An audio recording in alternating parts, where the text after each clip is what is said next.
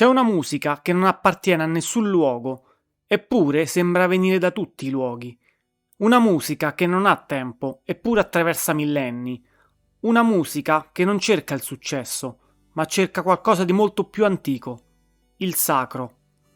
Mentre gli anni '80 esplodevano di synth pop e new wave, due anime inquiete decisero di percorrere una strada completamente diversa. Presero il buio del post-punk e lo trasformarono in una cattedrale sonora. Partirono dall'oscurità della dark wave e vi cercarono la luce dello spirito. I Dead Can Dance non furono mai una band nel senso convenzionale. Furono piuttosto un progetto mistico, un viaggio attraverso le musiche dimenticate del mondo, un ponte tra Medioevo e modernità, tra Occidente e Oriente, tra carne e spirito. Lisa Gerrard e Brendan Perry, due voci, due visioni, un'unica ricerca. Trovare il sacro nel dark, il divino nell'ombra, l'eterno nel transitorio. Questa è la storia di chi ha cercato Dio nella musica e forse lo ha trovato. Questa è la storia dei Dead Can Dance.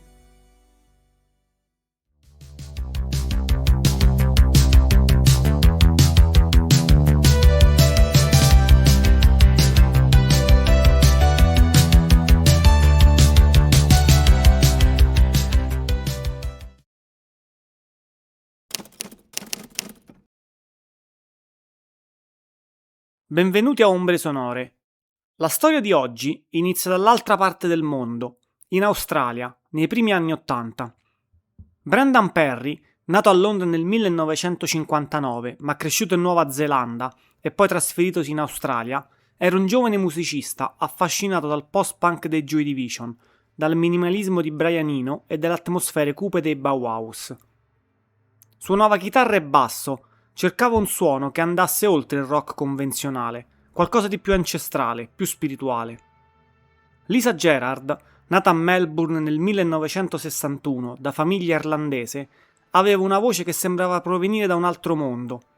Non aveva formazione accademica, ma possedeva un dono naturale straordinario. Una voce contralto di potenza quasi soprannaturale, capace di evocare cattedrali bizantine e deserti mediorientali. Cantava in una lingua inventata, un idioma glossolaico che chiamava la lingua dell'anima, un suono puro che andava oltre le parole. I due si incontrarono a Melbourne all'inizio degli anni '80.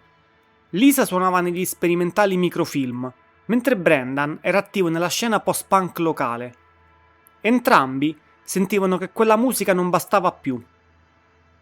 Nel 1982 presero una decisione radicale: lasciare l'Australia e trasferirsi a Londra, il centro pulsante della scena musicale alternativa europea.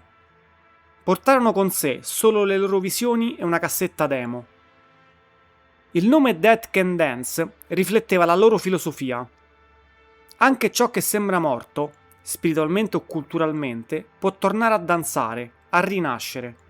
Un nome enigmatico, leggermente macabro, ma carico di significato. A Londra trovarono casa nella 4AD Records, l'etichetta gestita da Ivo Watts Russell, che stava costruendo un catalogo di artisti visionari come Cocteau Twins e Bauhaus. Era il posto perfetto per una band che non si adattava a nessuna categoria. Il loro album d'esordio, semplicemente intitolato Dead Can Dance, uscì nel febbraio 1984. Era un disco oscuro, post-punk nelle fondamenta, ma già aperto a influenze esotiche. Brani come The Fatal Impact mostravano una band ancora legata al suono gotico, mentre Ocean and Frontier lasciavano intravedere gli orizzonti che avrebbero esplorato, percussioni tribali e atmosfere ritualistiche. Nel 1985 arrivò Spleen and Ideal, un disco più ambizioso e coerente. Qui i Dead Can Dance iniziarono davvero a definire il loro linguaggio. Musica medievale europea, canti gregoriani, strumenti antichi. Brani come Mesmerism e Enigma of the Absolute erano composizioni stratificate che sembravano provenire da monasteri perduti nel tempo. Ma fu con il terzo album che tutto cambiò. Nel 1987 pubblicarono Within the Realm of a Dying Sun, un capolavoro che li consacrò definitivamente. Il disco era maestoso, quasi orchestrale, con Lisa e Brendan che si dividevano equamente le canzoni. Cantara portava influenze spagnole e mediorientali, mentre Summoning of the Muse era un'invocazione mistica pura. La voce di Lisa in Persephone sembrava chiamare divinità antiche. I Dead Can Dance avevano creato qualcosa di completamente nuovo, un genere che non esisteva, che la stampa iniziò a chiamare Neoclassical Dark Wave, Ethereal Wave o semplicemente musica senza tempo.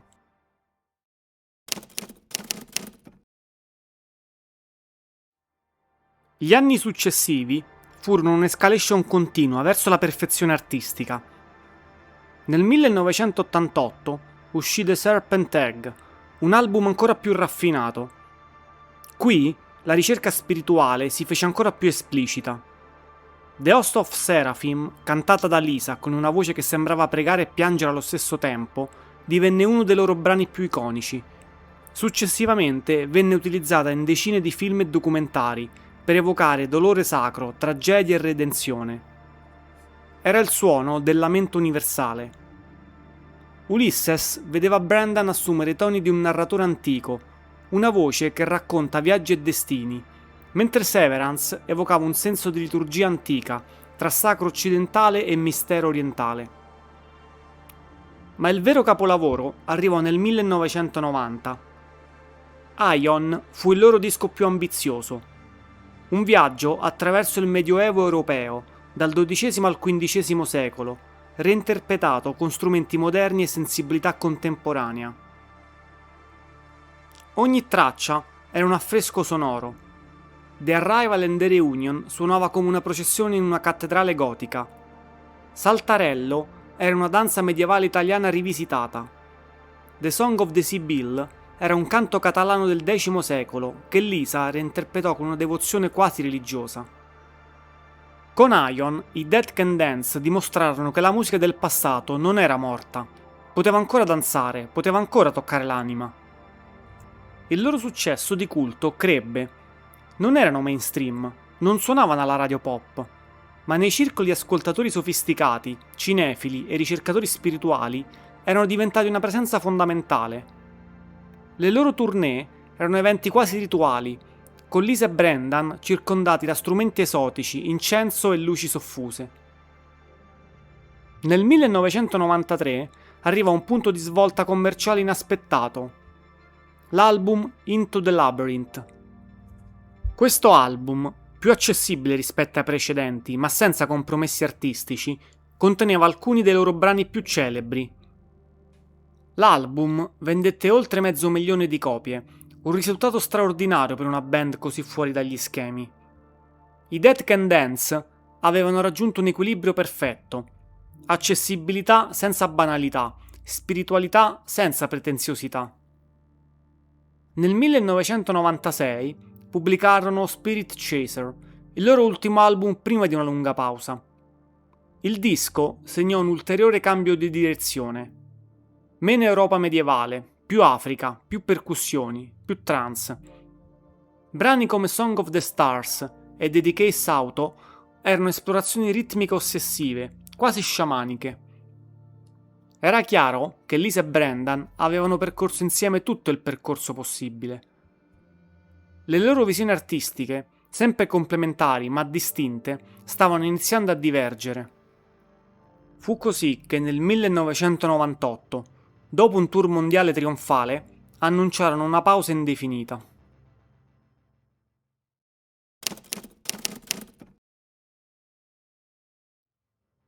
La separazione non fu traumatica come quella di altre band leggendarie.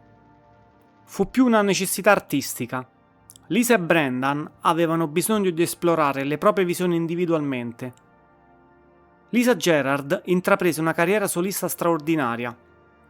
Nel 1995, ancora prima della pausa ufficiale, aveva pubblicato The Mirror Pool, un album personale introspettivo. Ma fu la sua collaborazione con il compositore Hans Zimmer per la colonna sonora del Gladiatore a renderla famosa al grande pubblico. La sua voce in Now We Are Free, il tema principale del film, toccò milioni di persone in tutto il mondo.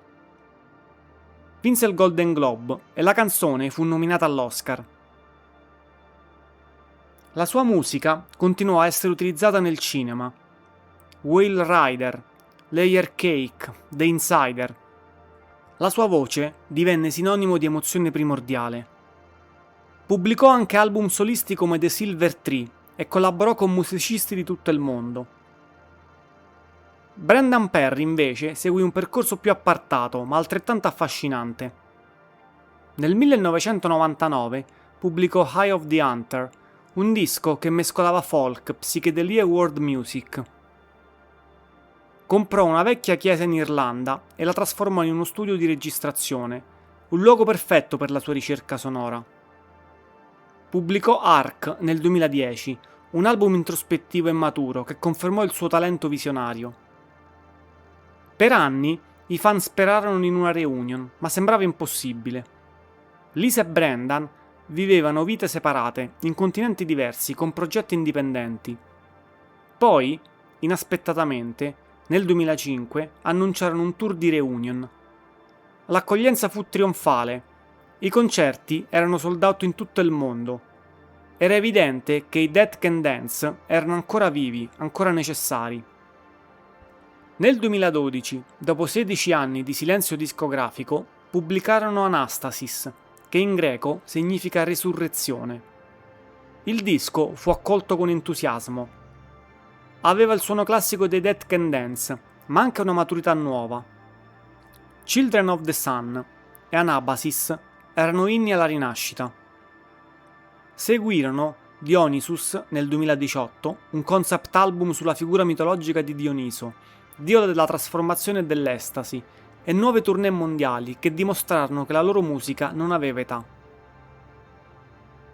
Lisa e Brendan non vivevano più insieme. Non erano più una coppia romantica, lo erano stati nei primi anni, ma erano ancora legati artisticamente da quella ricerca originaria, il sacro nell'oscurità.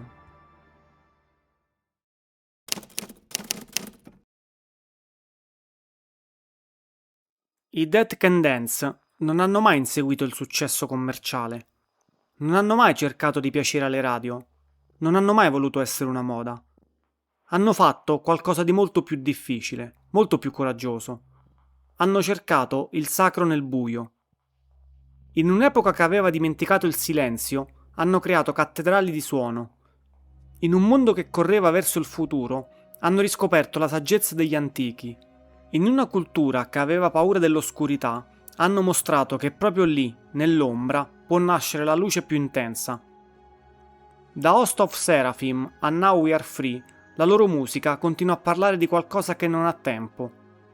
La ricerca di senso, il desiderio di trascendenza, il bisogno di bellezza che ci rende umani. Hanno ispirato generazioni di musicisti. Ogni volta che un film cerca di evocare il sacro, ogni volta che una voce canta in una lingua che non esiste ma che tutti comprendono, lì c'è l'eco di Lisa e Brendan. I Dead Can Dance ci hanno insegnato che la musica può essere preghiera senza religione, poesia senza parole, viaggio senza mappa. Ci hanno mostrato che anche nel buio più profondo, se si cerca con abbastanza coraggio, si può trovare qualcosa di eterno. Questo è stato Ombre Sonore. Grazie per essere stati con me. Il buio suona, restate vicini.